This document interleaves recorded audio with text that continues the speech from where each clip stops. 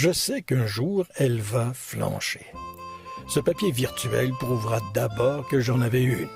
D'ailleurs, je le dis en toute modestie, certains de mes intimes la qualifiaient de pachydermique. Alors, pendant qu'elle fonctionne encore rondement, je vais les colliger.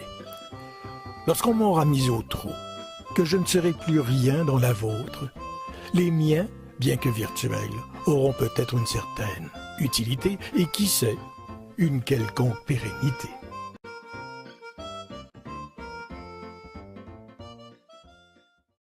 Je pensais tout savoir des haleines de lendemain de veille, du verbillage du picoleur, des rauques flatulences et vomissements nocturnes du buveur et du chambranlant équilibre du pochard. Eh bien, je n'en savais rien. Le jour était venu donc de faire mon éducation et d'en apprendre beaucoup plus sur la nature profonde du soulard, et ce, sans jamais mettre les pieds dans une taverne, un pub ou une brasserie. Je n'avais que 16 ans après tout. Quand on s'allonge tout habillé, de crainte d'attraper des punaises sur une paillasse qui en a vu passer des jouisseurs solitaires, dans une chambre à 21 $ par semaine, sans garde-robe, ni toilette, ni lavabo, au-dessus du bar dansant d'un hôtel miteux, tous nos sens sont en éveil. Eux non plus n'arrivent pas facilement à fermer l'œil. Le plus sourd des aspirants dormeurs ne pourrait pas ne pas entendre le jukebox ou l'orchestre de campagne pousser ses rythmes tonitruants et les cris et les hurlements des attablés du rez-de-chaussée. Le plancher en pente de ma chambre vibrait sans relâche de 20 heures à la fermeture.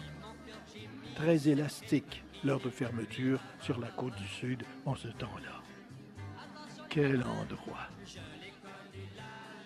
Mon répertoire de sacres, de blasphèmes et d'injures s'est enrichi.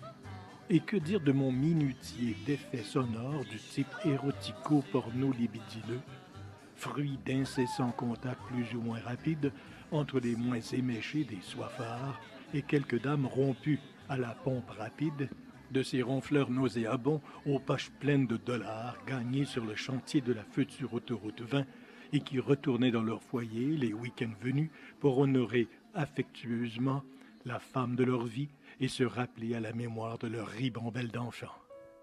Après 150 jours ou presque de ce supplice nocturne, épuisé, amaigri et avec des poches sous les yeux plus lourdes que celles de Jean-Luc Mongrain, même bien maquillé et subtilement éclairé dans son studio de TVA, ou d'Al Pacino dans Dog Day Afternoon, donc j'ai fait ma valise pour aménager à un jet de pierre de la station de radio.